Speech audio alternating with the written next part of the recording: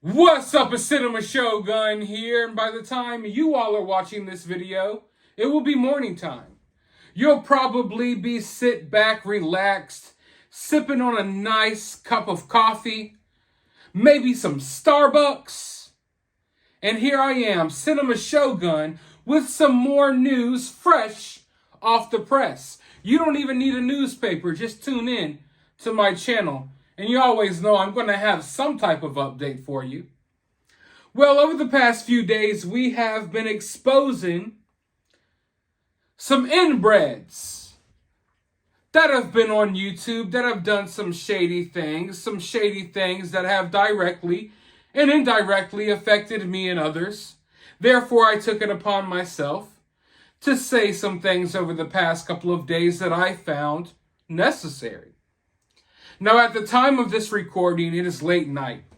It's about 2:30 in the morning. I've been up all night reading through tons and tons of messages from people with a lot of stuff to say about Adventures with Purpose. It turns out, I don't know much about Adventures with Purpose. My only run-ins with them were during the Kylie Rodney case. But it turns out Adventures with Purpose has sort of a fan base. Now, it's not all of their fans. I think a lot of us thought what Adventures with Purpose was doing was great, right? I understand there are a lot of Adventures with Purpose fans that will never, ever support them again because of what Jared did. I understand there are Adventures with Purpose fans that will still support them but not support Jared. But they also have a portion of their fan base that almost acts like a mob that tries to silence anyone that speaks out against them. I noticed this during the Kylie Rodney case. I lost, what was it? Roughly around 4,000 subs when I said that I thought that the tow truck driver interview was kind of fake. When I called out that they were on some BS for siding with Upchurch, but I should have known then.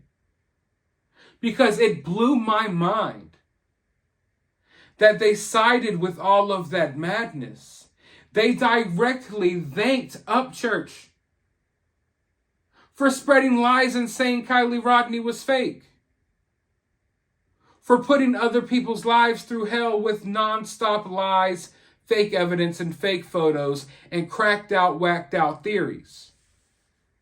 They thanked him for that. And in my honest opinion, people should have known then, in that very moment, that whatever credibility Adventures with Purpose, better known as Adventures with Cousin Fuckers, they should have known that all of their credibility went out the window because it did.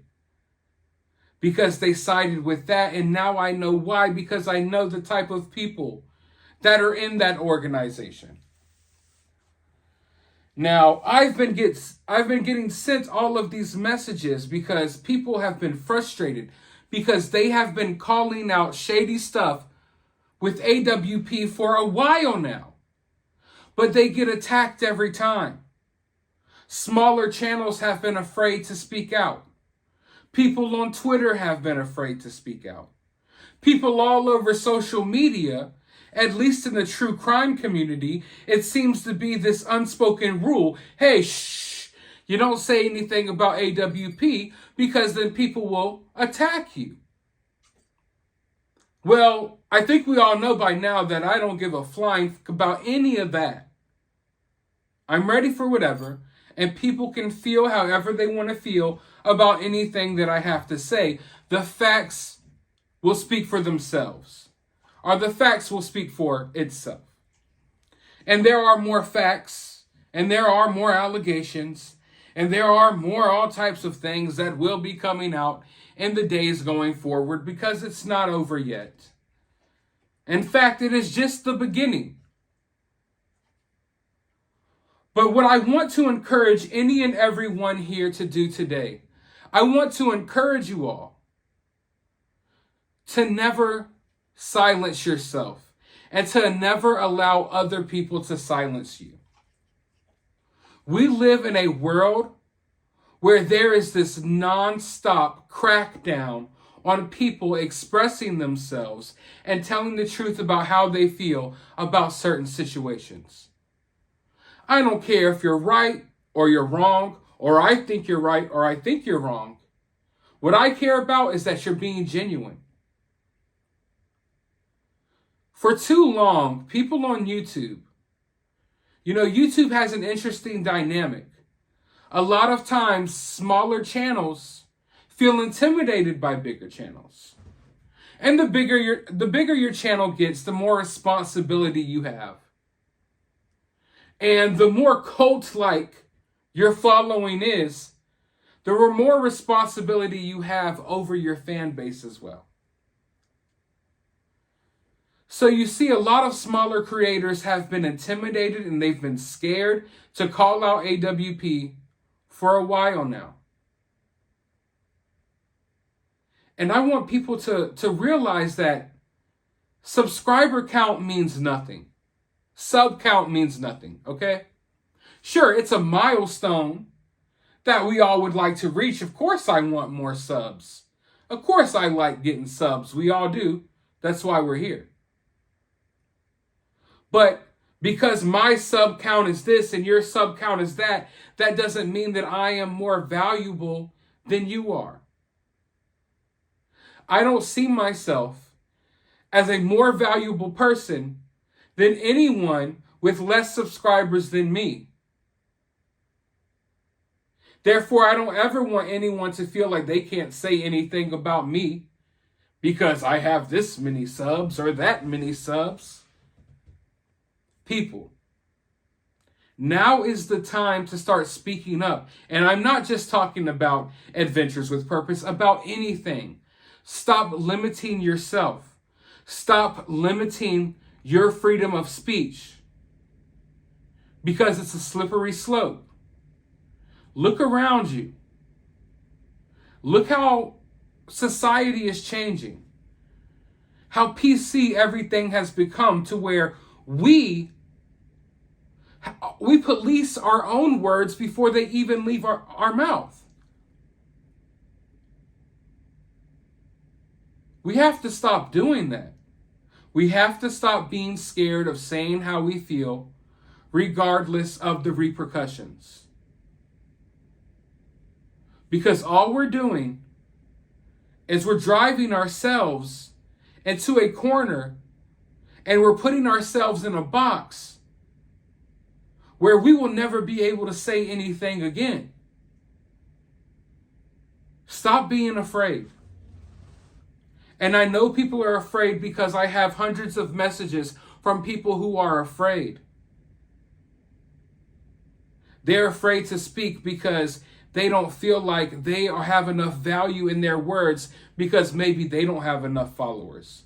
Or they feel like because someone else has a certain amount of followers, they're intimidated to say something because of the backlash.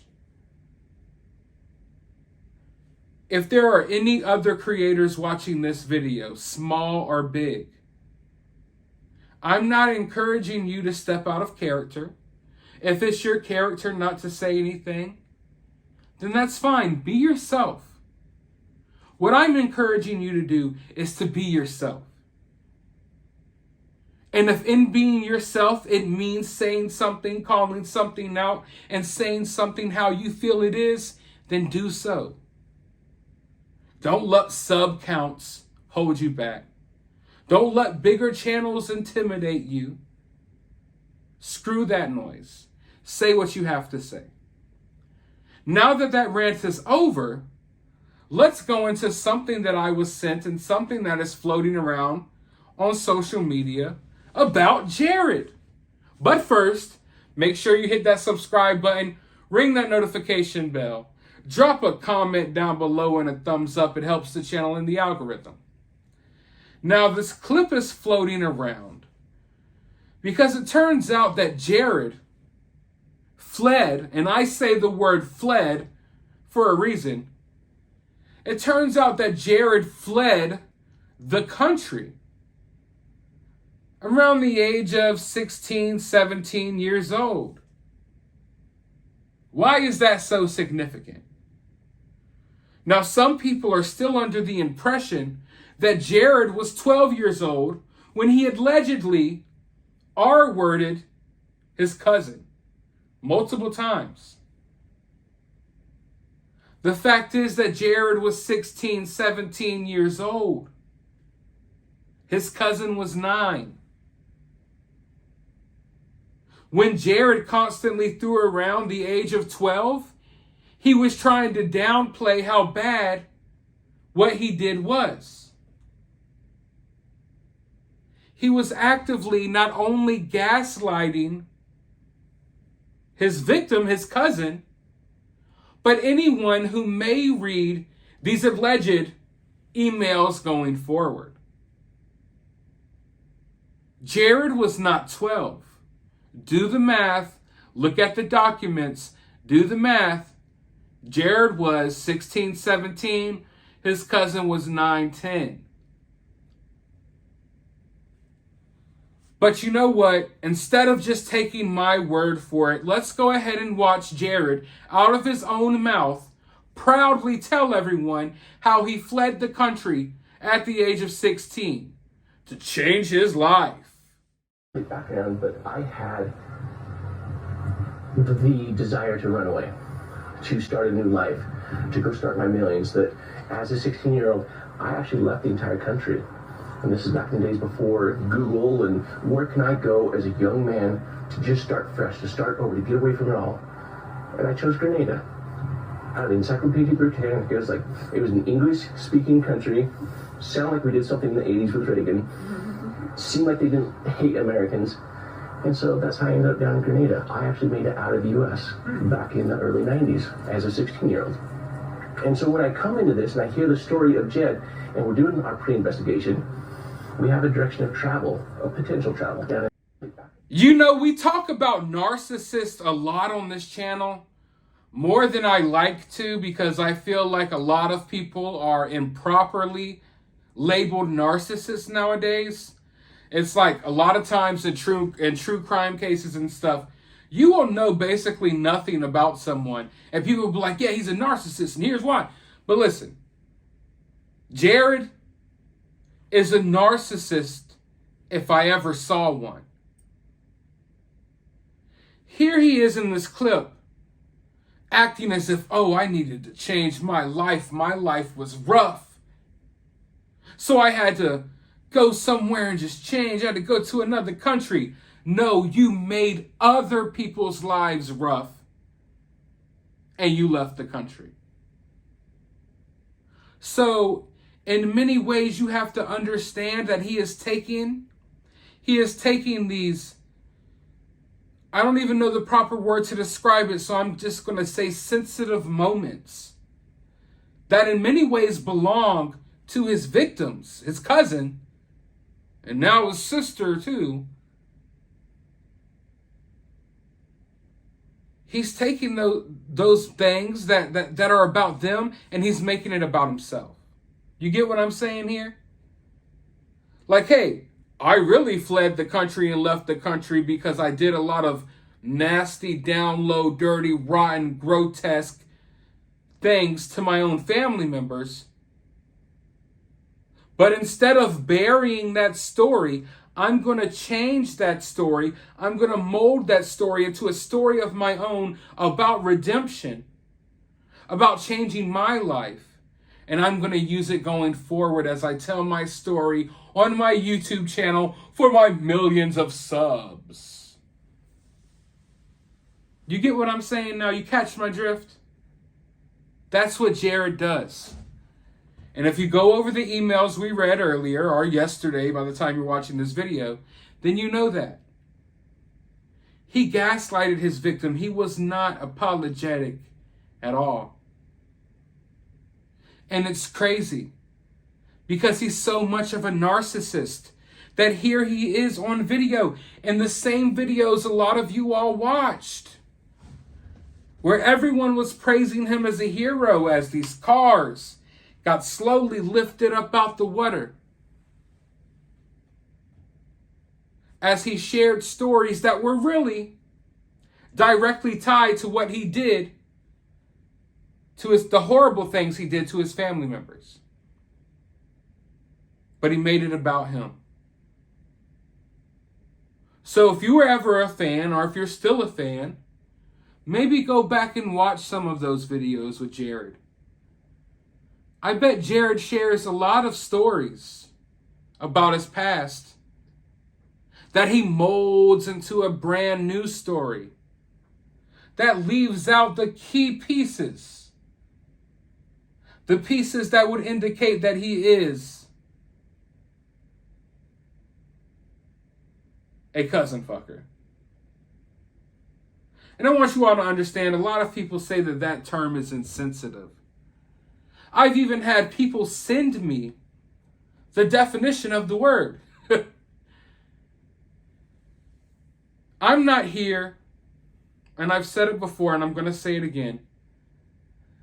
I'm not here to be a super sensitive channel.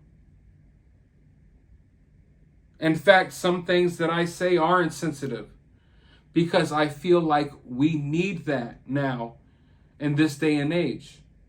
Just like I was saying earlier, everyone's afraid to talk. Everyone's walking on eggshells and pins and needles, afraid of what to say because of what people may think or how this person may feel. And I can't allow myself to do that. I can't allow myself to fall into the matrix that everyone else has fallen in, to where everyone's got a thumb up their ass and they're afraid to talk. I hate to see it. It breaks my heart, especially with this AWP stuff, to see all of these people who have been afraid to talk.